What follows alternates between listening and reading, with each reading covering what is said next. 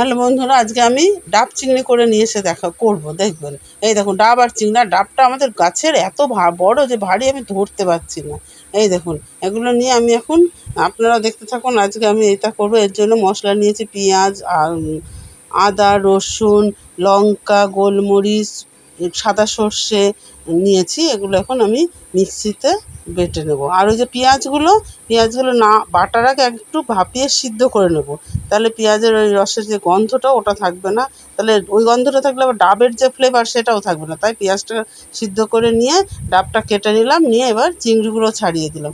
চিংড়িগুলো ছাড়ানো, দেখুন, ওই চিংড়ির হুলগুলো সামনের মাথাটা ফেলে পিছনটা শুধু রাখতে হয়। বাদ বাকি সব খোল ফেলে দিয়ে আর আমরা তো জানি যে চিংড়ির ওই পিঠটাকে কেটে ওর কালো একটা সুতোর মতো আছে, সেটাকে বার করে দিতে হবে।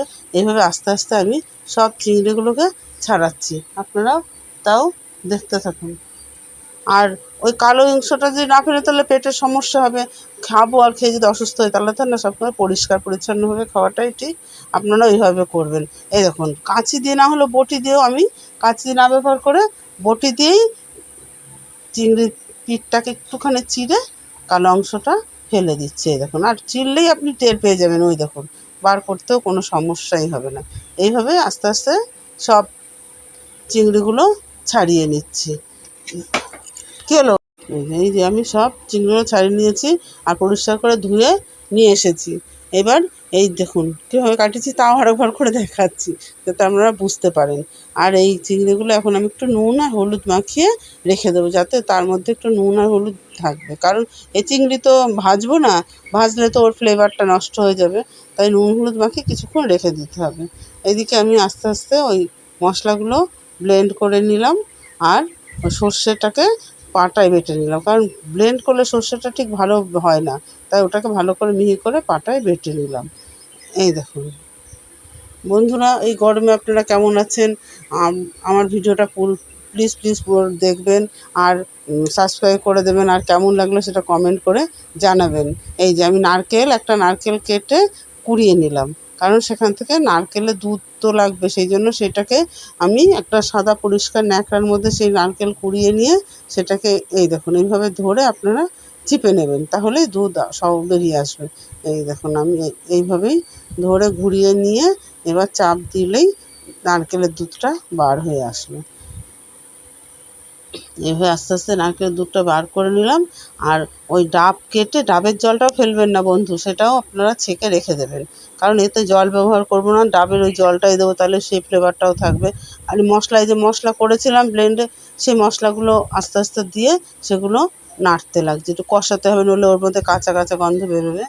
এবার ওই যে সেই পেঁয়াজ যেটাকে ব্লেন্ড করলাম সেটাকে দিলাম। আদা, রসুন বাটা সব আস্তে আস্তে দিচ্ছি, দিয়ে সেটাকে কষাচ্ছি আস্তে আস্তে। আপনারা বন্ধুরা এইভাবেই কষতে আস্তে একটু নিভু আছে কষাবেন, তাহলে তলায় ধর লাগবে না। আর ওটা আস্তে আস্তে পুরো ভালোভাবে কষে যাবে। এই দেখুন, আস্তে আস্তে নাড়তে হবে আর কষাতে হবে। কষতে কষতেই প্রায় আপনি বুঝতেই পারবেন যে ওটা প্রায় কষা হয়ে গেছে। তখন আস্তে আস্তে সব মশলা, লবণ দিয়ে দিলাম। এবার হলুদ দিয়ে দেবো, দিয়ে এটাকে কষতে লাগবো। আস্তে আস্তে দেবো আর নাড়তে থাকবো। এইভাবেই আপনারাও করতে থাকবেন। আর কেমন লাগছে সেটাও আপনারা জানাবেন। এই দেখুন, প্রায় হয়ে আসছে।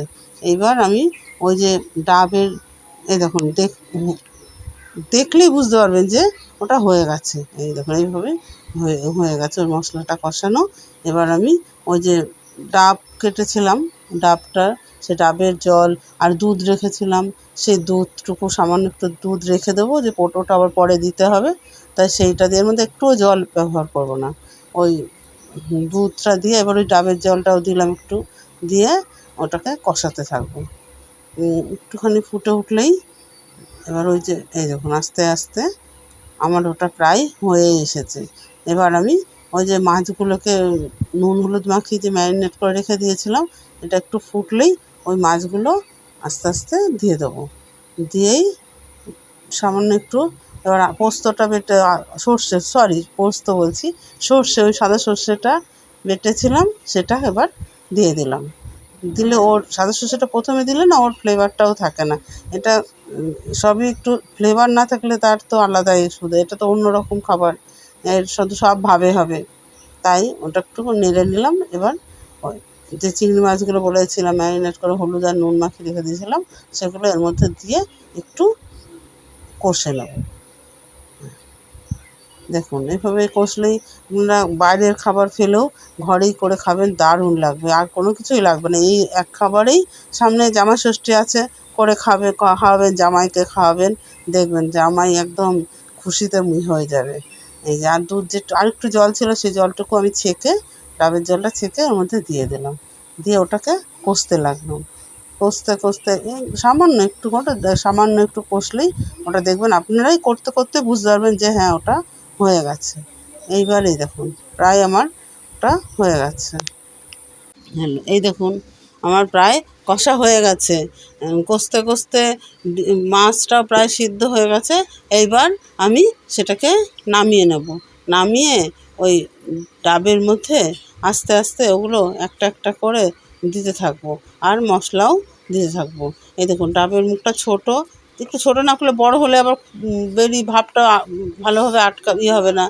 তাই আস্তে আস্তে ওই কষানো চিংড়ি মাছ সমেত মশলা ওই ডাবের মধ্যে দিয়ে, ডাবটা হলো দোমালা ডাব, বুঝলেন?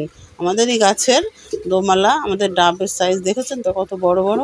এগুলোই আমি আস্তে আস্তে দিয়ে ওর মধ্যে যে দুধ একটু রেখে দিয়েছিলাম, সেই দুধটুকু আর ম্যারিনেশন করার জন্য দুটো কাঁচা লঙ্কা দিয়ে ওটাকে ভিতরে একটুখানি চাকু দিয়ে ভিতরটাকে একটু, ভিতরে ফাঁকা কোথাও থাকলে সেটুকু ভিতরে ঢুকে যাবে মশলা, তা ওটাকে ওইভাবে দিয়ে দিচ্ছে। আপনারা বন্ধুরা এইভাবে, আর আপনারা যদি বড় করে মুখ কাটতে পারেন তাহলে তো আরও ভালো কথা। তবে দিলে কি ওটা ভাবটা বেড়ে যায়, ছোটো কাটলে সুবিধা। আর দুটো ম্যারিনেশন করার জন্য দুটো লঙ্কা দিয়ে দিলাম। দিয়ে এবার হলো ওই ডাবের খোলকের যে মুখটা সেইটা একদম ওখানে বসিয়ে দিলাম। দিয়ে আপনারা বন্ধুরা এইটা প্রেশার কুকারেও দিয়েও চাপা দিয়ে করতে পারেন। আমিও প্রেশার কুকার না দিয়ে হাঁড়িতে দিচ্ছি। হাঁড়িতে জল দিয়ে, জলটা যে একটু গরম ফুটতে লাগলো, গরম হয়েছে, তখন ওই ডাবটা, চিংড়ি সমেত ডাবটা হাঁড়িতে দিয়ে, হাঁড়িটা ঢাকা দিয়ে এবার একটু ভারী চাপিয়ে দিলাম। সামনে নোড়া ছিল, সেই শিল নোড়াটা দিয়ে চাপিয়ে রাখলাম। এরপরে এটা বসতে দিলাম। এই প্রায় 35 থেকে 40 মিনিট ভাপাতে হবে। তারপরে নামালেই আমার ডাব চিংড়ি রেডি।